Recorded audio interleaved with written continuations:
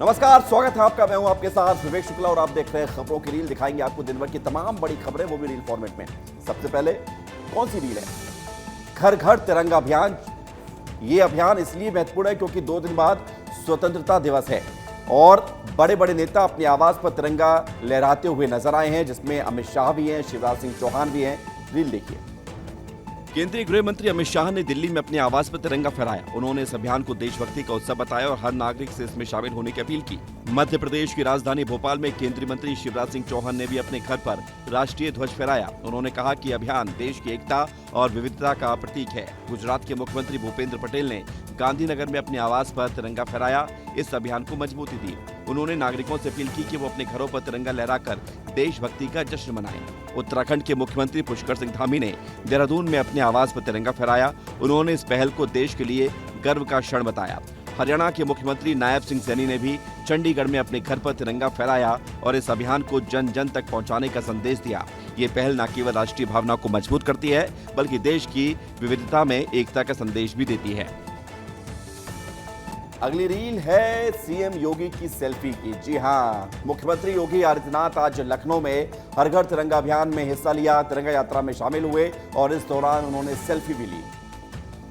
राजधानी लखनऊ में स्वतंत्रता दिवस से पहले तिरंगा यात्रा निकाली गई। सीएम योगी आदित्यनाथ, उप मुख्यमंत्री केशव प्रसाद मौर्य और डिप्टी सीएम ब्रजेश पाठक ने तिरंगा यात्रा को हरी झंडी दिखाकर रवाना किया। योगी आदित्यनाथ दोनों उप मुख्यमंत्रियों के साथ तिरंगा यात्रा में कुछ दूर तक शामिल हुए और सीएम योगी ने बच्चों के साथ सेल्फी भी ली।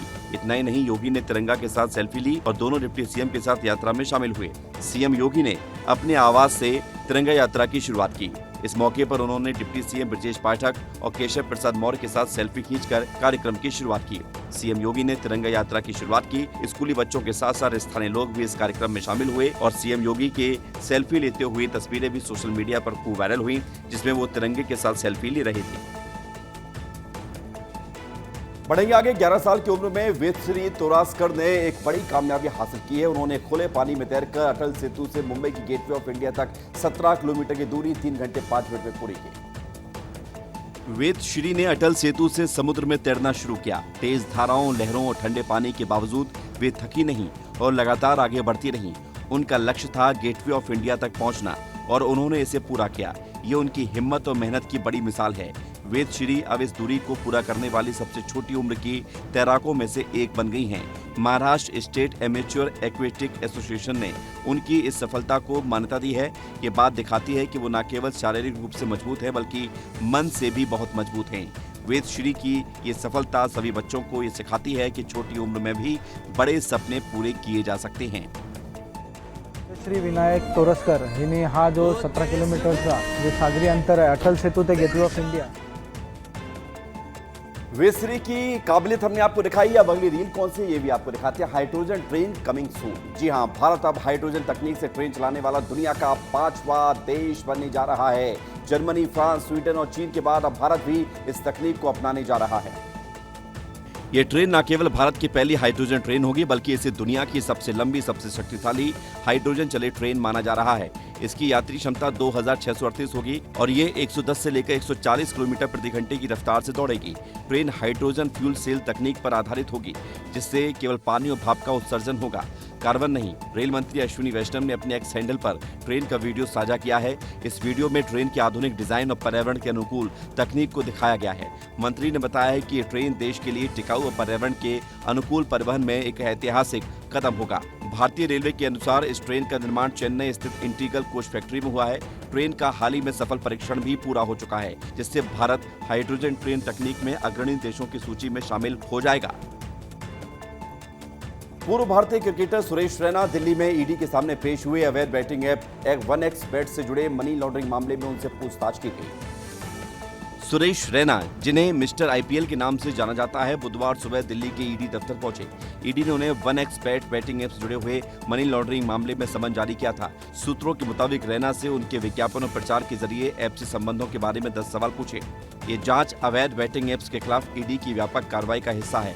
खबर है कि ईडी ने रैना से 1xBet के प्रचार में उनकी भूमिका के बारे में पूछा है। इसके अलावा उनके वित्तीय लेन-देन, अनुबंध और इस ऐप के ऑपरेटर से संपर्कों के बारे में भी सवाल किए गए। जांच में पाया गया है कि इस ऐप से जुड़े हुए फंड्स को विदेश भेजा जा रहा था। जिसके चलते मनी लॉन्ड्रिंग का मामला दर्ज हुआ है। सेलिब्रिटी एंडोर्समेंट में पारदर्शिता जरूरी है और अगर रैना ने अनजाने में भी किसी अवैध प्लेटफॉर्म का प्रचार किया हो तो ये गंभीर मामला बन जाता है। ईडी की जांच से ये साफ होगा कि उनकी भूमिका सही थी या फिर गलत। भोपाल में कांग्रेस की पॉलिटिकल अफेयर कमेटी की बैठक खत्म हुई और इस बैठक में पार्टी ने सरकार को घेरने के लिए अलग अलग कमेटी बनाने की योजना बनाई। बैठक में फैसला लिया गया है कि अलग अलग मुद्दों पर काम करने के लिए कमेटियां बनाई जाएंगी। हर कमेटी की अलग अलग जिम्मेदारी दी जाएगी ताकि संगठन बेहतर तरीके से काम कर सके। पार्टी ने कुछ खास कार्यक्रम भी तय किए हैं। 14 अगस्त को रात 8 बजे जिला और ब्लॉक स्तर पर कैंडल मार्च निकाला जाएगा। इसके बाद 22 अगस्त से लेकर 7 सितंबर तक प्रदेश के कई जिलों में रैलियां होंगी। इन रैलियों का नेतृत्व बड़े शहरों और राजधानी में कांग्रेस के नेता करेंगे। इसके बाद 15 सितंबर से लेकर 15 अक्टूबर तक कांग्रेस घर घर जाकर लोगों को जोड़ने के लिए एक बड़ा हस्ताक्षर अभियान चलाएगी। इस अभियान में बुद्धिजीवी वर्ग, सामुदायिक नेता और स्थानीय प्रभावशाली लोगों को भी शामिल किया जाएगा। हस्ताक्षर अभियान के लिए खास प्रपत्र भी बनाए जाएंगे। नवी मुंबई के वाशी स्टेशन से एक दिल दहला देने वाली घटना सामने आई है, जिसमें एक युवक ट्रेन की छत पर चढ़ने की कोशिश करता है और फिर हाई वोल्टेज तार से टकरा जाता है।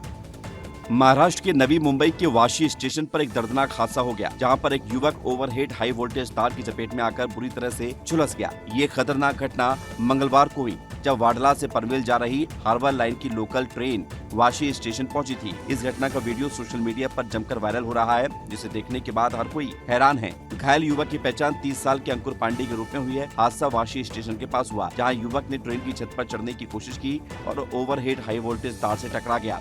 युवक ट्रेन की छत पर चढ़ा था और वाडला से पनवेल जा रहा था। तस्वीरों में आप देख सकते हैं कि युवक को जैसे तैसे नीचे उतारा गया और फिर उसे अस्पताल में भर्ती कराया गया। ट्रेन वाशी स्टेशन पर जैसे ही पहुंची, युवक ने इस तार को छू लिया था, जिससे वो गंभीर रूप से झुलस गया। राजस्थान के दौसा से बेहद दर्दनाक खबर सामने आई है, जहां पर एक भीषण सड़क हादसे में 7 मासूम बच्चों समेत 10 लोगों की मौके पर ही मौत हो गई। मरने वालों में 3 महिलाएं भी शामिल हैं। ये दिल दहला देने वाली तस्वीरें हैं राजस्थान के दौसा जिले की, जहां पर श्रद्धालुओं से भरे एक पिकअप गाड़ी को तेज रफ्तार ट्रक ने टक्कर मार दी। टक्कर इतनी जबरदस्त थी कि पिकअप के परखच्चे उड़ गए और मौके पर ही 10 लोगों की जान चली गई। हादसे में मारे गए लोगों में 7 मासूम बच्चे और 3 महिलाएं शामिल हैं। सभी उत्तर प्रदेश के एटा जिले के असरोला गांव के रहने वाले थे। खाटू श्याम जी के दर्शन करके वापस लौट रहे थे। हादसे के बाद मौके पर हड़कंप मच गया। पुलिस और एम्बुलेंस की टीम ने तुरंत राहत कार्य शुरू किया। घायलों को पास के अस्पताल में भर्ती कराया गया है। फिलहाल पुलिस ने मामला दर्ज कर लिया है और ट्रक चालक की तलाश की जा रही है। दर्शनार्थी जो खाटू श्याम मंदिर से आ रहे थे, तो वहाँ पर एक ट्रेलर के साथ कंटेनर के साथ एक्सीडेंट हुआ है, जिसमें अभी तक 10 कैजुअलिटीज बताई जा रही है। ग्वालियर से एक दिल दहला देने वाली खबर सामने आई, जहां पर ऑनलाइन गेमिंग की लत से एक नाबालिग छात्र की जिंदगी छीन ली गई। डबरा देहात इलाके में 16 साल के विकेश रावत ने 35,000 रुपए हारने के बाद ट्रेन के सामने कूदकर आत्महत्या कर ली। घटना ग्वालियर भोपाल रेलवे ट्रैक पर मंगलवार देर रात हुई। शिवपुरी जिले के हतेड़ा गांव का रहने वाला विकेश किसान उदयभान रावत का बेटा पढ़ाई के साथ साथ ऑनलाइन गेमिंग में समय बिता रहा था। उसने गेम में 35,000 रुपए कमाए, जिसके बाद तनाव में आकर उसने एक खौफनाक कदम उठाया। प्रारंभिक जांच में पता चला है कि विकेश ऑनलाइन गेम में पैसे हारने के चलते परेशान था। मंगलवार शाम से वो घर से गायब था और बुधवार सुबह उसका शव रेलवे ट्रैक पर मिला। ऑनलाइन गेमिंग की लत बच्चों और किशोरों में मानसिक तनाव का कारण बन रही है। माता पिता को बच्चों की ऑनलाइन गतिविधियों पर नजर रखनी चाहिए और समय रहते उन्हें इसके खतरे के बारे में जागरूक भी करना चाहिए। ये दुखद घटना ऑनलाइन गेमिंग के खतरों की तरफ इशारा करती है। एक्सपर्ट का कहना है कि माता पिता और स्कूलों को बच्चों को जागरूक करने की जरूरत है। गेम के चलते सुसाइड हो गया। अगली रील कौन सी? अगली रील सड़कों में खतरनाक स्टंटबाजी की है, जहां पर रायपुर की सड़कों पर खतरनाक स्टंटबाजी हो रही है। लगातार वीडियो सामने आ रहे हैं, बड़ा एक्शन लेने की जरूरत है। सोशल मीडिया पर वायरल इस वीडियो में कुछ युवा नया रायपुर की सड़कों पर तेज रफ्तार बाइक चलाकर खतरनाक स्टंट करते हुए नजर आ रहे हैं। वीडियो में मैं हूं डॉन गाना बज रहा है और स्टंटबाज ने लिखा है, 15 अगस्त को मिलो नया रायपुर की पब्लिक, खेलते हैं मौत का खेल। मुझे पहचानो, कहां से आया मैं हूं। ये खुला ऐलान स्वतंत्रता दिवस से पहले पुलिस की चिंता बढ़ा रहा है। पुलिस ने स्टंटबाजों की पहचान शुरू कर दी है। 15 अगस्त को सुरक्षा व्यवस्था को और सख्त किया जाएगा। आपको बता दें कि नया रायपुर की चौड़ी और सीधी सड़कें स्टंटबाजों के लिए आकर्षण का केंद्र बन रही हैं। युवा अपनी और दूसरों की जान जोखिम में डाल रहे हैं। पुलिस को सख्ती के साथ साथ जागरूकता अभियान चलाने की जरूरत है। उज्जैन की पवित्र शिप्रा नदी को प्रदूषण मुक्त करने की मांग को लेकर शिवसेना ने अनोखा प्रदर्शन शुरू किया। शिव सैनिक शिप्रा के रामघाट में उतरकर जल सत्याग्रह कर रहे हैं। उज्जैन के रामघाट पर शिवसेना कार्यकर्ता शिप्रा नदी में उतरकर जल सत्याग्रह कर रहे हैं। उनका कहना है कि नदी का पानी इतना प्रदूषित हो चुका है कि स्नान के बाद खुजली जैसी बीमारियां हो रही हैं। शिप्रा का पवित्र जल अब आचमन योग्य भी नहीं रहा। शिव सैनिकों का कहना है कि अगर मुख्य रामघाट की ये हालत है तो फिर बाकी घाटों की स्थिति का अंदाजा लगाया जा सकता है। शिप्रा नदी में अनट्रीटेड सीवेज और औद्योगिक कचरे के कारण प्रदूषण गंभीर समस्या बन चुका है।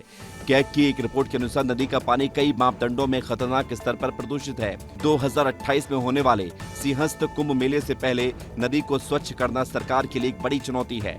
शिवसेना कार्यकर्ताओं का कहना है कि शिप्रा नदी आस्था का केंद्र है, लेकिन प्रदूषण के चलते इसका जल स्नान और आचमन के लिए उपयुक्त नहीं है। छत्तीसगढ़ के कांकेर जिले के पलेवा गांव में प्राथमिक शाला में शिक्षक की कमी से नाराज ग्रामीणों और पालकों ने स्कूल में ताला जड़ दिया। उनका कहना है कि शिक्षक की कमी से बच्चों की पढ़ाई प्रभावित हो रही है। कांकेर जिले के पलेवा गांव की प्राथमिक शाला में शिक्षक की कमी ने ग्रामीणों का गुस्सा भड़का दिया है। स्कूल में केवल एक शिक्षक के भरोसे पढ़ाई हो रही है, जो 5 कक्षाओं को संभालने के लिए पर्याप्त नहीं है।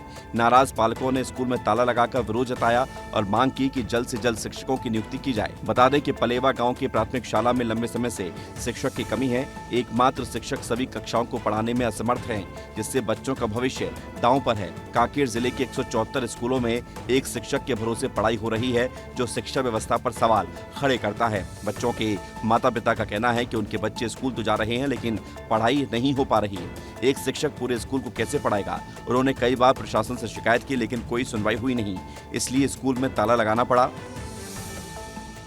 उधर छत्तीसगढ़ के कोरबा जिले से स्वामी आत्मानंद स्कूल के छात्रों ने शिक्षक की कमी के खिलाफ सड़कों पर उतरकर चक्का जाम किया।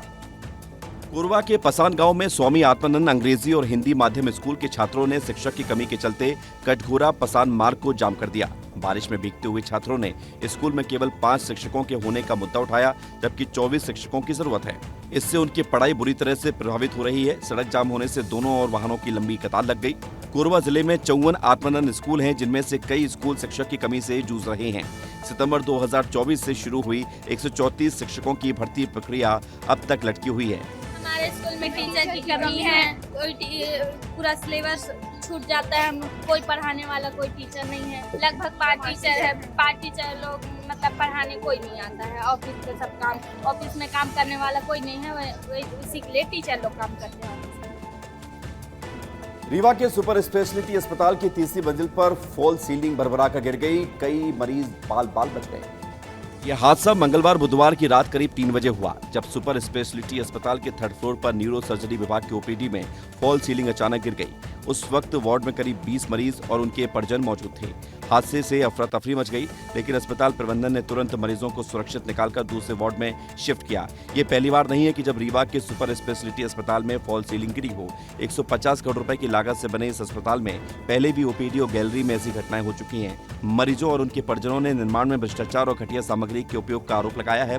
रीवा के अस्पताल में बार बार हो रहे फॉल सीलिंग हादसे, निर्माण की गुणवत्ता और प्रशासन की लापरवाही पर सवाल उठाए गए हैं। प्रशासन ने जांच समिति बनाने का आश्वासन दिया है, लेकिन क्या मरीजों की सुरक्षा सुनिश्चित हो पाएगी, ये देखने वाली बात होगी। और आइए देखते खबरों की रील में अगली रील कौन सी है। कूली की सक्सेस के लिए पूजा अर्चना की गई है। सुपरस्टार रजनीकांत की आने वाली फिल्म कूली को लेकर फैंस में एक जबरदस्त उत्साह दिखाई दे रहा है। तिरुचिरापल्ली के प्रसिद्ध विनायकर मंदिर में रजनीकांत के फैंस ने कुली की सफलता के लिए विशेष पूजा की। फैंस ने भगवान गणेश की मूर्ति के सामने रजनीकांत की तस्वीरें रखकर आरती की और कामना की कि उनकी फिल्म ब्लॉकबस्टर हो। ये नजारा सोशल मीडिया पर वायरल हो गया, जो रजनीकांत की साउथ में गजब की फैन फॉलोइंग को दर्शाता है। फैंस का कहना है कि उनके लिए रजनीकांत भगवान की तरह है। कुली उनकी 171वीं फिल्म है और हम चाहते हैं कि ये सुपरहिट हो। 14 अगस्त को रिलीज होने वाली कुली का निर्देशन लोकेश कनगराज ने किया है। फिल्म में रजनीकांत के साथ नागार्जुन, श्रुति हासन, सत्यराज और आमिर खान जैसे सितारे हैं। ये फिल्म तमिल, तेलुगु, हिंदी और कन्नड़ में रिलीज होगी और इसे 100 से ज्यादा देशों में देखा जाएगा। ट्रेलर ने पहले ही फैंस का उत्साह दोगुना कर दिया है। रजनीकांत की 50 साल की सिनेमाई यात्रा और उनके फैंस का ये जुनून कुली को और खास बना रहा है। फिलहाल खबरों के रील में इतना ही।